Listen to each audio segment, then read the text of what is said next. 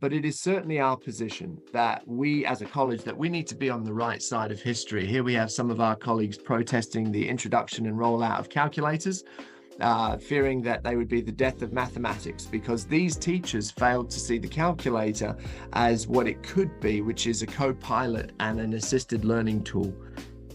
And so on to the real world impact. First and foremost, I think it's very important that we're not just talking about tools, we're talking about language.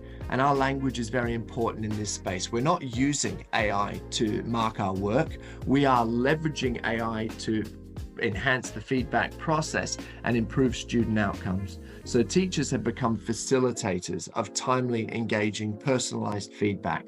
That is one way that roles have shifted. The quality of the feedback that's being provided is very in-depth and very supportive and very helpful for our students.